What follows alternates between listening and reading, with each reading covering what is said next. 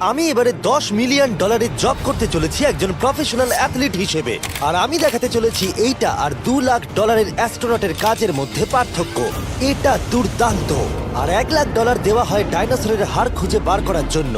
ও মাই god! আরো অনেক job দেখাবার সব থেকে কম টাকার জব যেটা আমি খুঁজে পেয়েছি, গোল্ড প্যানিং, যাদের রোজগার বছরে $1। কিন্তু আমরা মিলিয়ন উপার্জন করব। একদমই নয়। বেসিক্যালি গোল্ড প্যানাররা এটার মধ্যে প্রথমে মাটি দেয়, তারপর জলের মধ্যে এটাকে নাড়াচাড়া করে, তার ফলে গোল্ড ফিল্টার্ড হয়ে নিচে পড়ে যায়। কিন্তু এটা সহজ নয়, কারণ 5 ঘন্টা খোঁজার পরেও আমি সত্যি বলতে কিছুই পাইনি। ও বয়েজ, আমি গোল্ড পেয়েছি। এই ছোট্ট জিনিসটার মূল্য কত হবে? এটা হবে 2 সেন্ট। আমি এটাই বলতে চেয়েছিলাম। সারা বছর এই কাজটা করে তুমি মাত্র $1 রোজগার করবে, কিন্তু সৌভাগ্যবশত আমরা সেই জব করতে চলেছি যেটা করে বছরে $10 মিলিয়ন রোজগার করা যায়। কিন্তু প্রথমে দেখা যাক যে কাজ করে মানুষ বছরে $1 লাখ রোজগার করতে পারে। মিউজিয়ামের জন্য ডাইনোসরের বোন খুঁড়ে বার করা। আর হ্যাঁ, এগুলো ফেক, কারণ ওদের অস্তিত্ব আর নেই। এটা হলো আমাদের কাজ করার জায়গা। এগুলো কি সত্যি ডাইনোসরের বোন? হ্যাঁ একদম। আমি এখানে 17 সত্যি? বছর ধরে রয়েছি, আর আমি আমার ক্যারিয়ারে যত ধরনের বোন দেখেছি তার মধ্যে এটা সব থেকে বড়। এটা হলো থাই বোন, এই যে এখানকার, আর এটা 4 ফুট লম্বা। উদাহরণ হিসেবে এই যে একটা ডাইনোসর, তার সমান হলো 6টা কালকে ওপরে ওপরে দাঁড় করিয়ে দেওয়া। আমার হাইট 6'5". এগুলি মূলত মিনি জ্যাক হ্যামার। এই তো ভালোই করছো। ওর কোনো আইডিয়াই নেই ও কি হ্যাঁ, করছে। ওর কোনো আইডিয়াই নেই। আশ্চর্যের বিষয় হলো এটা করতে গিয়ে আমরা ভয় পেয়ে যাচ্ছিলাম। উপস। একটু সাবধানে। কাজটা একটু এগোতে আমাদের 5 ঘন্টা সময় কেটে গেল। তারপরে এক্সপার্টের সাহায্য নিয়ে আমরা কাজটাকে মোটামুটি এগোতে পারলাম। আমার গোটা ক্যারিয়ারে দেখা এটা হলো সব থেকে বড় একটা বোন। আর তুমি চাও এটাকে আমি আর কাল টাচ করি? একদম। যদি আমরা এটাকে খারাপ করে দিই? যশ, এটার ওয়েট কত হবে? মোটামুটি 2250 পাউন্ড? হ্যাঁ। এর ওজন তো নোলানের মায়ের 10 ভাগের 1 ভাগ। ও মাই গড, এটা তো দারুণ। এখন যেহেতু এই হাটটা এতটাই প্রাচীন, তাই আমরা এটাকে তোলার আগে ভালো করে সংরক্ষণ করলাম, না হলে এটা দুটুকরো হয়ে ভেঙে যেত। আশা করবো তোলার সময় এটা ভেঙে যাবে না। 1 2 3 Three. খুব ভালো। এদিকটা নিয়ে এসো। খুব ভালো। এই প্রথমবার কোনো মানুষ এটাকে বয়ে নিয়ে যাচ্ছে। একজন ইউটিউবার ডাইনোসর বোন নিয়ে যাচ্ছে। টেবিলের সামনেটা নিয়ে চলো। ঠিক আছে। 1 2 চলো। এই তো খুব ভালো। কাল তোমার হাতটা দেখবে। বিশ্বাস করবে কিনা জানি না, কিন্তু এই ডাইনোসর বোনটা তার জায়গা খুঁজে নিল একটা মিউজিয়ামে। আর যেহেতু মিউজিয়াম খুবই বোরিং হয়, তাই আমরা চলে গেলাম $2 লাখ জবে, নাসাতে অ্যাস্ট্রোনট ট্রেনিং। আর আমার প্রথম মিশন হলো একটা অফিসিয়াল লুনার রোভার চালানো। এটা নিশ্চয়ই একদিন চাঁদে থাকবে। হ্যাঁ, এটাতে করেই একদিন আমরা চাঁদে ঘুরে বেড়াবো। ওরা আমাকে কেন এটা চালাতে দিল? দরজাটা খোলো। আমি এটাকে কি করে চালাবো? ওই স্টিকটাকে সামনের দিকে করো। এক্ষুনি? হ্যাঁ, করো, সামনের দিকে করো। অন্য কেউ চালাও, ও আমাদের মেরে ফেলবে। আমার ভয় লাগছে। হ্যাঁ, ঠিক হচ্ছে। ও, এটা তো দারুণ। চলো এবং টুইস্ট করো। ডান দিকে? ডান দিকে বা বাঁ দিকে, যেদিকে খুশি করতে ও মাই পারো। গড, ওখানে তো কার আছে? এটা কি রাস্তায় চালানো লিগ্যাল? হ্যাঁ, এখানে রাস্তায় লিগ্যাল আছে। ও, এটা সত্যিই দুর্দান্ত। আমরা সাইড হয়ে যাচ্ছি কেন? আমি জানি না এটা কি করে সোজা চালাবো, আর আমার যেন মনে হচ্ছিল আমি ড্রিঙ্ক করে এটা চালাচ্ছি। কিন্তু তাও আমি এটাকে নাসার লুনার ট্রেনিং ইয়ার্ডে নিয়ে যাওয়ার চেষ্টা করছিলাম, যেখানে আসল টেস্ট ছিল। ও অফরোডিং। ও গড। ও, এটা তো খুব লাফাচ্ছে। তোমরা চাও এই হিলটা দিয়ে চালিয়ে আমি নিচে নামি? এটার মধ্যে কি কোনো সিট বেল্ট নেই? এখানে একটা সিট বেল্ট আছে, কিন্তু আমরা ইউজ করি না। হ্যাঁ, এখানে সিট বেল্ট আছে, কিন্তু কেউ ইউজ করে না। এটা জেনে ভালো ও, লাগলো। এটা তো খুবই স্টিপ। ও ওরে বাপরে, আমরা কি সত্যি নিচে নামবো? আমার সিট বেল্ট চাই এক্ষুনি। ও মাই গড। দাঁড়াও, আমরা হিল থেকে সাইড হয়ে থামাও, নামছি। থামাও গাড়িটাকে। ঠিক আছে, ঠিক আছে, তোমার হাতটা তুলে নাও যাতে ওরা দেখে আমি চালাচ্ছি। আরে ও তো সত্যি তুলে নিল। ঠিক আছে, আমি আরে, উঠে যাচ্ছি, নিককে না, দিচ্ছি। না, না, না, দাঁড়িয়ে এখানে পড়ো। বসো। না। আমরা কি ফ্রেটারে সাইড হয়ে নামবো? ধরো আমাকে কাল। ধরো আমাকে। ল্যারান, আমি বলতে চাইছি তুমি চাঁদে কিন্তু সার্ভাইভ করতে পারবে না, না। আমি নিশ্চয়ই পারবো। এর পরের ট্রেনিং এ নাসা আমাকে দেখালো তাদের বিশাল স্পেস ফেসিলিটি। ওরে বাবারে, এটা হলো পৃথিবীর দ্বিতীয় বৃহত্তম পুল। সত্যি কথা বলতে মনে হচ্ছিল ওরা আমাদের কি ট্রেনিং দিচ্ছে, বিশেষ করে যখন আমাদেরকে স্পেস স্যুট দেখানো হলো। আমি যতদূর জানি তুমি একটা স্পেস স্যুট পরলেই তুমি অ্যাস্ট্রোনট হয়ে যাবে। কিন্তু এর মধ্যে একটা গন্ডগোল আছে। স্পেস ওয়াকে তোমাকে কি ডায়পার পড়তে হয়? তোমাকে 12 ঘন্টা স্যুটটা পরে থাকতে হবে। ওয়াও, এই নাও। এটা সত্যি একটা অ্যাডাল্ট ডায়পারের মতো। ওকে, আচ্ছা, একটু সাবধানে। হ্যাঁ। এটা হাতে তৈরি করা। এটা পরে কিন্তু অনেকবার স্পেসে ঘোরা হয়েছে। তার মানে আসল অ্যাস্ট্রোনটরা এটা মনে পড়েছে। রেখো এই অ্যাস্ট্রোনটটা কিন্তু এর মধ্যে টয়লেট তুমি করেছে। কি এর মধ্যে টয়লেট করেছো? আমি না, এই স্যুটটা নয়। ঠিক আছে। ওকে, আমার পরের মিশন কখন শুরু হবে তুমি এখন থেকে 1 বছর পর কি করবে? ভেবে দেখতে হবে। ওকে ওকে। আমার ট্রেনিং এর ফাইনাল স্টেপে সব থেকে দুর্দান্ত জিনিসটা আমি করেছিলাম। ওরা আমাকে মুন টাচ করতে দিল। না না, এটাকে জোরে টানতে হবে। এটার ওয়েট 9000 পাউন্ড। এটার ওয়েট 9000 পাউন্ড। ভাই, দারুণ। পৃথিবীর মধ্যে এটা সব থেকে বড় চাঁদের পাথরের কালেকশন। আমার বিশ্বাসই হচ্ছে না এটা আমি করতে যাচ্ছি। তুমি এখন জানলে আমাদের ইউটিউব চ্যানেল আছে। হ্যাঁ। ও মাই গড, এগুলো সোজা মুন থেকে নিয়ে আসা হয়েছে। তুমি আমাকে এটা ছুঁতে দেবে, তার কত পার্সেন্ট চার্জ আছে? 0। গতকাল আমরা একটা ডাইনোসরের ফসিল খুঁজে বার করেছি, তাই আমি এই বিষয়ে এক্সপার্ট। আমি এটা টাচ করি, না। চেষ্টা তো করলাম। এই যে মেটেরিয়ালটা দেখতে পাচ্ছ, এটা হলো আসলে লুনার সয়েল। ও মাই গড তুমি এখন চাঁদকে ছুঁয়ে ফেললে। ও, এটা তো দারুণ। তার মানে এই টিউবের ভেতরে চাঁদের মাটি আছে, আর এটাকে নিয়ে আসার পর খোলাই আর হয়নি। তোমরা চেক করনি তাহলে এর ভেতর তো এলিয়েনও থাকতে পারে। হ্যাঁ, চাঁদ থেকে আনা হয়েছে, তাই থাকতেই পারে। দাঁড়াও। থেকে এটা আমরা চাঁদ শুনলে? থেকে। আর তারপরে আমরা এলিয়েনরা যে সত্যি আছে এটা জানার পরে আমরা গেলাম স্ট্র্যাটোস্ফিয়ারে আমাদের পরের জব করতে। সেখানে নোলান আর গার্ল একটা প্লেন চালাবে। আমি আগে কোনোদিনও প্লেন চালাইনি। আমরা জানি না আমরা কি করছি। প্রথম দিনের ফ্লাইট ট্রেনিং এ তোমাদের স্বাগত। আমি মজা করছি না, ছেলেরা প্রথম প্লেন চালাতে চলেছে, তাও আবার মাত্র একবার এই ফ্লাইট সিমুলেটরে প্র্যাকটিস করার পরে। আচ্ছা, এটা হলো আমাদের থ্রটল। এটা পেছন দিকে টানলে এটা স্লো হবে, ঠিক এইভাবে। ও মাই গড। আর নোলান ক্র্যাশ করার পরে, ক্র্যাশ করার পরে এবং ক্র্যাশ করার পরে, প্লেনটাকে ক্র্যাশ করে দিলে। তারপরে যদিও সে সাকসেসফুলি ল্যান্ড করিয়েছে, আর সেই কারণেই সে আসল প্লেন চালাবার অনুমতি পেল। বাপরে, আমার খুব ভয় এই, লাগছে। তুমি এটা করতে পারবে না নোলেন। প্লিজ তুমি আরো ভালোভাবে প্র্যাকটিস করে এসো। ও মাই গড, আমি এখন একটা প্লেন চালাবো। ও মাই গড। ওকে, তাহলে আমরা যাবো। তুমি তৈরি? হ্যাঁ, আমি একদম প্রস্তুত। Full throttle, approaching 60। কিছুটা কাঁপছে, কিন্তু তুমি এটাকে জাস্ট টেনে দাও। আমরা টেক অফ করছি। এই তো, খুব ভালো। ও মাই গড, তোমার প্রাণ এখন আমার হাতে। এ সত্যি এই পুরো জিনিসটাকে একা কন্ট্রোল করছে। হ্যাঁ, ও সবকিছু একাই করছে। আচ্ছা, টার্বুলেন্সের জন্য ক্র্যাশ হয় না তো? কি বলি? এটা দেখো, আমি এখন ডান দিকে যাব। চলো। ডান দিকে চলো। ও মাই গড, আমরা হেলে যাচ্ছি। আমার বিশ্বাসই হচ্ছে না এটাকে আমি কন্ট্রোল করছি। হাত ছেড়ে দিয়েছি। এরকম করো না। ও মাই গড। তুমি কি পাগল? আমি তোমাকে মেরে ফেলবো। ঠিক আছে, আমরা ওখানে যাব, তারপর ফিরে এসে ল্যান্ড করব। ও মাই গড, এবার কি হবে? এই একটাই জিনিস যেটা সব মানুষের কাছে বড় চ্যালেঞ্জ। ঠিক আছে, এবার আমি নামছি। আমার মেন্টাল হেলথ এখন একদম ঠিক নেই। এই জায়গাটায় আমি সব সময় সিমুলেটরে ক্র্যাশ হয়ে যাচ্ছিলাম। ও গড। আমরা এখন ওই রানওয়েতে ল্যান্ড করতে চলেছি। ও মাই দাঁড়াও, গড। দেখো আমরা মাটির কত কাছে, তাই না? ধরে রাখো, ধরে রাখো, নিচের দিকে করে সোজা ধরে রাখো। ও মাই গড। সাবধানে শটলের উপর হাতটা রাখো। তোমাকে এটা পেছনে টানার জন্য অপেক্ষা করতে হবে। দীর্ঘ নিঃশ্বাস নাও। এবার আমরা নামছি।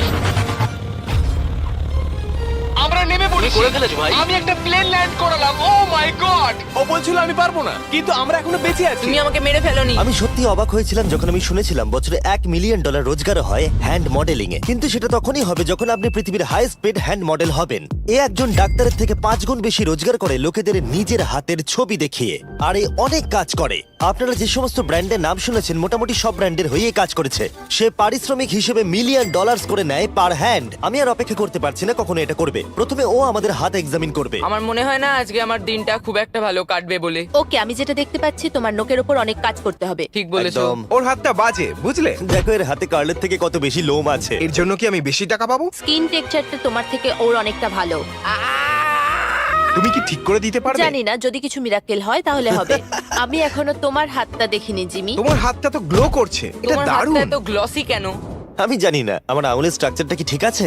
হ্যাঁ, এগুলো তো বেশ ভালো, কিন্তু এখানে একটু সমস্যা আছে, স্কিন সমস্যা আছে, কিন্তু এগুলো ঠিক করা যাবে। আমাদের হাতের উপরে অনেক কাজ করতে হবে, তারপর আমরা শুটের জন্য তৈরি হয়ে যাব, যেটা আমার আর কার্লের জন্য খুবই ইজি ছিল, কিন্তু লেজারের জন্য অতটাও নয়। ও গড। ভাই এই লোমগুলো দিয়ে তুমি দারুণ জিনিস বানাতে পারবে। এই চুলগুলো আমার সঙ্গে সারা জীবন ছিল, কিন্তু চাইলেই এর সাহায্যে $1 মিলিয়ন উপার্জন করতে পারো। আর এখন যেহেতু আমার হাত আগের মতো নেই, তাই আমরা একটা ম্যাগাজিনের জন্য মডেল হতে পারলাম। এই ছবিগুলো সারা আমেরিকায় বিলবোর্ডেতে দেখানো হবে এই ওয়াচগুলো প্রমোট করার জন্য। এটা কিন্তু খুব কঠিন। হ্যাঁ, আর বেশি চাপ নিও না। ওকে, মানে ঘড়িটাকে দেখতে ভালো লাগছে। সত্যি কথা বলতে আমি ভেবেছিলাম এটা ইজি হবে, কিন্তু আমরা সত্যি খুবই বিচ্ছিরি ভাবে এটা করলাম। মনে হচ্ছে যেন কোনো সাপ এই ঘড়িটা পড়ে আছে। ভাই এটা খুবই শক্ত। তুমি একবার করবে, এটার সাথে পার্থক্য দেখবো। ও কি দুর্দান্ত। তোমার হাত নড়েনি তাই প্রোডাক্টটা দারুণ দেখা যাচ্ছে। ভালো মডেল হওয়া মানে একটা ঘড়ি পরে নিলাম তাই নয়, মাঝে মাঝে মডেল হিসেবে তোমাকে অদ্ভুত জিনিসও করতে হয়। তুমি ভয় পাচ্ছ কেন? কারণ অফ ক্যামেরাতে হাতে একজন সাপ আরে ধরে ভয় পাওয়ার আছে। কি আছে? চিন্তা করো না কার্ল, চিন্তা করো না। ওর হাতটা এখানে রাখো যাতে ওর মাথাটা একটু সাপোর্ট পায়। হ্যাঁ একদম। এর মাঝে আমি একটা জিনিস ঢোকাতে চাই, সেটা হলো ইমোর্টালস অফ অ্যাভিয়াম। এরা এই ভিডিওর স্পন্সর। একটু এখানটা ধরো। হ্যাঁ ঠিক আছে। এখন এই মডেলিং করছে একটা ওয়াচ, একটা স্নেক আর এই গেমটার। ও এটা দেখো, এটা দুর্দান্ত লাগছে। ইমর্টালস অফ অ্যাভিয়াম হলো একটা ফার্স্ট পার্সন ম্যাজিক শুটার, যেখানে তুমি জ্যাক নামের একজন প্লেয়ার হিসেবে এই পৃথিবীকে বাঁচাবে গার্ল। ও কি আমাকে বাঁচাবে? এবার আমি চাই তুমি এই গেমটার এক্সবক্স ভার্সনের মডেল হও, একটা স্করপিয়ন নিয়ে। না ভাই, এই দেখো, তুমি ঠিক এটাকে এইভাবে ধরবে। আচ্ছা এটা হাতে ধরাটা সেফ তো? হ্যাঁ, একদম ঠিক আছে, একদম। নাও নাও নাও, যা বলার বলে দাও, Okay, বলে দাও, আর ও, ফটো তুলে ঠিক নাও। আছে, তুমি এই গেমে ডিফারেন্ট টাইপের 25টা ম্যাজিক স্পেল পাবে আর 80টা ডিফারেন্ট ট্যালেন্টকে আনলক করতে পারবে নিজের ক্যারেক্টারকে কাস্টমাইজ করতে। ইমমর্টালস অফ অ্যাভিয়াম এই ফটোটাকে পছন্দ করবে কার্ল? ইমমর্টালস অফ অ্যাভিয়াম আশা করি পছন্দ হবে। কার্ল, আর কিছুক্ষণ এটাকে ধরে রাখো, তারপরেই আমরা এনএফএল প্লেয়ার্স হয়ে যাব। যারা ইমমর্টালস অফ অ্যাভিয়াম তৈরি করেছে তারা আরো অ্যাওয়ার্ড উইনিং গেম তৈরিতে সাহায্য করেছে, যেমন হ্যালো, কল অফ ডিউটি আর ডেড আমার এই স্পেস। গেমগুলো দারুণ লাগে। ও, এটা তো নড়ছে। আর দারুণ জিনিস হলো ওরা আমাকে এই গেমের বস করেছে, আর যদি তুমি আমাকে মারতে পারো তাহলে এই গেমের যে কোনো বসের থেকে বেশি গোল্ড পাবে। ও না, আরে চিন্তা করো না, আরে ওর ভয় দিকে পেও না। তাকিও না। ইমমর্টালস অফ অ্যাভিয়াম এখন এক্সবক্সে ফ্রি ট্রায়াল দিচ্ছে, তার সাথে PS5 এও আর স্টিমেতেও ফ্রি ডেমো অ্যাভেলেবল মনে আছে। হচ্ছে তুমি যে আমার পারবে, ভেতর ঢুকে তুমি গেছে পারবে। নাকি হাতের তলায়। আমরা এতটাই বাজে করছিলাম যে একজন হ্যান্ড মডেলকে আনাতে হলো যাতে স্পন্সররা এই ফটোগুলোকে অ্যাপ্রুভ করে। ডেসক্রিপশনে দেওয়া লিংকে ক্লিক করো যদি তোমরা এক্ষুনি ইমমর্টালস অফ অ্যাভিয়াম খেলতে চাও। আমি আর হ্যান্ড মডেল হতে চাই না, আর যদিও আমাদের ফটোগুলো অতটা ভালো ছিল না, তবুও গোটা দেশের বিলবোর্ডে সেগুলো স্থান পেল। আর এবার হলো শেষ কাজ, যেটার জন্য বছরে $10 মিলিয়ন রোজগার করা যায়। একদম ঠিক, আমি জয়েন করতে চলেছি লিটারালি NFL। এটা আমার একটা স্বপ্ন ছিল। যদি তোমাদের মনে হয় এটা ফেক, এই দেখো আমি সাইন করছি একটা রিয়েল কন্ট্রাক্ট। তার ফলে আমি বাকেনিয়ার্স এর এখন রিয়েল প্লেয়ার, আর ওরা আমাকে দেবে $10 মিলিয়ন। আমি হয়তো এটা পাবো না, কিন্তু অ্যাটলিস্ট এটা অ্যামাউন্টটা তো বললো। না না, ডলারের ওপর ফোকাস করো। এখন থেকে এটা অফিসিয়াল, কংগ্রাচুলেশন। তাহলে আগামী 48 ঘন্টার জন্য আমি অফিসিয়ালি প্লেয়ার। তুমি এখন অফিসিয়ালি প্লেয়ার। কথা দিচ্ছি আমি হতাশ করব না। আমি কথা দিচ্ছি ও হতাশ করবে। কন্ট্রাক্টটা শেষ করেই আমি আমার টিম নিয়ে মাঠে নেমে পড়লাম 60,000 দর্শকের সামনে। প্রথম স্টেপ হলো ওয়েট ট্রেনিং। এটা হালকা হচ্ছে, ওয়েটটা একটু বাড়িয়ে দিই চলো। এই তো খুব আমার ভালো। মনে হচ্ছে না ওরা আমাকে 10 তোমাকে মিলিয়ন স্বীকার দেবে। খুব করতে ভালো হবে। হচ্ছে। তুমি কি উইনার নাকি তুমি ফ্যালকন? খুব ভালো। আমি লক্ষ্য করলাম NFL প্লেয়ার হলেই তোমাকে উৎসাহ দিতে সবাই চাচায়। আচ্ছা এই জিনিসটা কি তোমাদের টিমের সবথেকে স্ট্রং প্লেয়ার করে? দেখা যাক এটা আমি একবার করতে পারি কিনা। ওরা এটা 12 বার করে? ওরে বাবারে। ওরা সাধারণ মানুষ নয়। আমি চাইবো না ওরা আমাকে ধাক্কা মারুক। আরেকটা, চলো তুমি পারবে। ফুটবল। Easy! আরেকবার, কাম অন। NFL এত শক্ত কেন? তাদের টিপিক্যাল ওয়ার্কআউটের সাথে এটার পার্থক্য কতটা? অনেক বেশি। যাক, একটু মাথা ব্যথা তো দূর হলো। কিন্তু তোমাকে পরে ওগুলোই করতে হবে। ঠিক আছে। এরপরে আমি প্রথম প্র্যাকটিস করলাম টেম্পা বে বাকেনিয়ার্স এর ট্রেনিং গ্রাউন্ডে। আমি দেখা করলাম আমার কোচের সাথে। কেমন আছেন? তুমি কেমন আছো? ভালো। আর আমার নতুন টিমমেটদের দেখা সাথে। করে খুব ভালো লাগলো ভাই। আমার নাম শেখ। আমার তোমার ভিডিও খুব ও, ভালো সত্যি? লাগে। তারপর ক্যান্ডি বার আর হ্যাঁ কালকেও। আর আমার নতুন টিমমেটরা বিশ্বাসই করছিল না আমি সত্যি করে টিমে সাইন করেছি, তাই আমি আমার কন্ট্রাক্টটা ওদের দেখালাম। এটা একই তো যাতে তোমরা সাইন তুমি তো করেছিলে? দেখছি আমার থেকে বেশি টাকা পাচ্ছ গো। আমাকে এত কিন্তু তুমি দেওয়া হয় পড়লে না। দেখতে পাবে 48 ঘন্টার মধ্যে ক্যান্সেল না করলে কিন্তু আমরা ক্যান্সেল করে দেবো। দেখো এখানে যদি আরো আমি অনেক সঠিক কিছু বলি। লেখা আছে। যাই হোক অফিশিয়ালি তুমি এখন আমি আমাদের জানি, টিমে। Thank you. কিন্তু আমার অন্য তোমাকে এখন টিমমেটরা অনেক ওখানে খাটতে আছে। হবে। ওদের কাছে আমাদের বাচ্চা মনে হচ্ছে, ওরা খুবই লম্বা। একবার ওর হাইটটা তো দেখো। সত্যি কথা বলতে এর আগে আমি কখনো ফুটবলই খেলিনি, তাই ওরা আমাকে একটা কিক মারতে দিল, যেটা আরিয়া। ও, আমি বিচ্ছিরি ভাবে করলাম। মিস্টার বিস্ট আজকে সারাদিন প্র্যাকটিস করো, কালকের মধ্যে রেডি হতে ঠিক হবে। বলেছো, ঠিক বলেছো। আমি চেষ্টা করছি। যেহেতু এর আগে আমি কখনো কোয়ার্টার ব্যাক খেলিনি, আমি ছুটছি। আমি যতদূর পারলাম ছোড়ার চেষ্টা করলাম। এটা টাচডাউন। তোমাদেরকে আমি বলে দিই যে টিমটা আমি জয়েন করেছি সেটার হয়ে টম ব্র্যাডি সুপার বোল জিতেছে, তাই ভাবলাম ওকে সারপ্রাইজ দিলে ভালো লাগবে।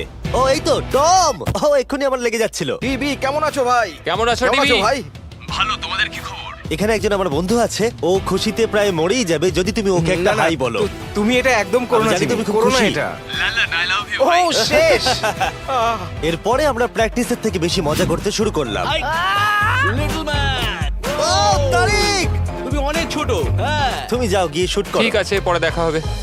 কেউ কেউ আমার দুদিনের কন্ট্রাক্ট নিয়ে প্রশ্ন করছিল, তাই বাক্স আমার জন্য একটা প্রেস কনফারেন্সের আয়োজন করলো। আমাদের সামনে একটা বড় খেলা আছে, আমরা শুধু সিরিয়াস প্রশ্নেরই উত্তর দেব। এটা কি পাবলিসিটির জন্য করছো? তাহলে এখানে কি করছো? যতটা সম্ভব ভালো ভিডিও তৈরি করার হ্যাঁ, জন্য। এটা পাবলিসিটির জন্যই করা। পরিষ্কার বলে দিই আমি NFL প্লেয়ার নই। জিমি তোমার এই টিমে এসে কেমন লাগছে? আমার দারুণ লাগছে। সত্যি কথা বলতে কি, আমার ভাবনার থেকে ওরা আমাকে বেশি আপন করে নিয়েছে। আপনি কতক্ষণ খেলবেন বলে ঠিক করেছেন?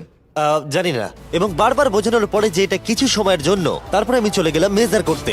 6 feet 4.5। 6'4.5"। কার্ল, তুমি তো 6'5". আমি 6'5", হ্যাঁ। হ্যাঁ। এই মেজারমেন্ট গুলো ছিল আমার গিয়ার আর ইউনিফর্ম ভালোভাবে ফিটিং হওয়ার জন্য। এটা কিন্তু দেখতে দারুণ লাগছে। চলো শুরু করি তাহলে। যখন আমি তৈরি হয়ে গেলাম, অফিসিয়াল গেম ডে চলে এলো। আমি জানি না ওরা আমাকে কেন এটা করতে দিচ্ছে, কিন্তু হ্যাঁ, থ্যাঙ্কস বাক্স। তোমরা কি আমাকে এই টিমে দেখে অবাক হচ্ছ? হ্যাঁ। এটা আমার প্রথম ফুটবল যেটাতে আমি সাইন করলাম। জিমি এখন যে কোনো মুহূর্তে বেরিয়ে আসতে ওরা পারে। বললো যদি আমি 100 অব্দি থাকতে পারি তাহলে ওরা একটা খেলা খেলবে, আমাকে একটা সাহায্য করবে। উত্তেজিত হয়ে ওঠো। ভালো বলেছো। এটার প্রথম গেম আর এটা সম্ভবত শেষ। অবশ্যই ওর শেষ গেম। আমি জানি না কি হতে চলেছে। ক্যাননগুলোকে ফায়ার করো। এটা দুর্দান্ত। আর যেহেতু আমি একমাত্র এই এনএফএল গেমেতেই অংশগ্রহণ করছি, তাই টিম আমাকে লিড করবার সুযোগ করে দিল। চলে এসো boys!